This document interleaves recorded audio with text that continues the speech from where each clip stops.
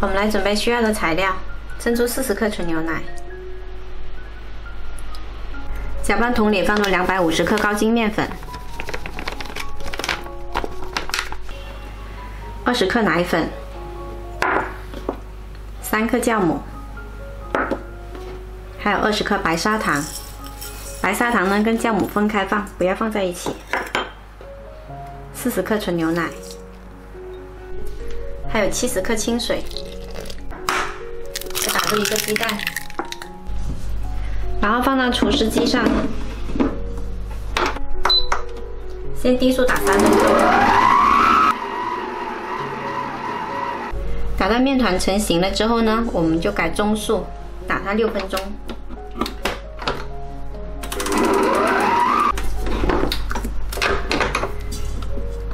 打到这样的状态呢，就可以把20克黄油还有2克盐加进来。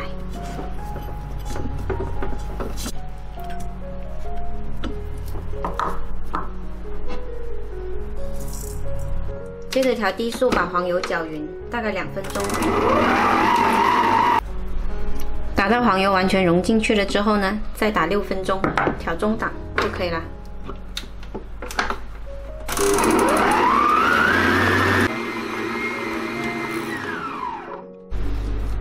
来看一下好了没有，轻轻的拉了一下，能够拉出来一个比较薄的膜，挺透明的，这样子就可以啦。把它取下来，整好型。拿个碗放着，静置20分钟。时间到了，把它拿出来揉搓排气。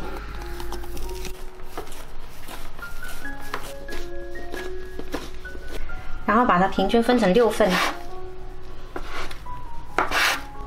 做出来的面团呢，刚好是480克，我把它分成6份，1份是80克，再给它揉圆。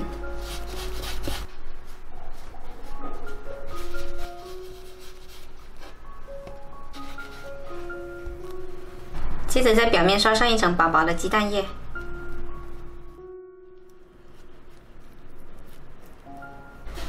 然后在表面沾上一层芝麻，这样就可以了。直接放到烤盘里，全部粘好后放到温暖的地方发酵1个小时。好了，我们的面包已经发起来了，这样子按下去能够马上回弹，就证明发好了。烤箱提前预热5分钟，然后180度，放到中层这里烤18分钟。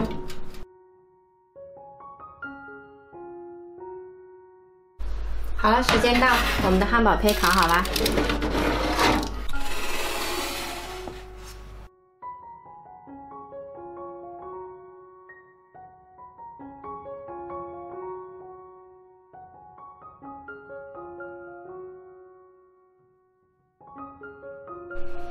这个方法做出来的汉堡胚呢，特别的香甜软糯，看，很蓬松。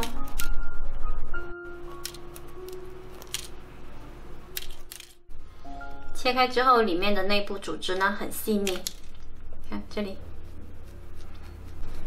做法也很简单，喜欢的朋友可以试一下哦。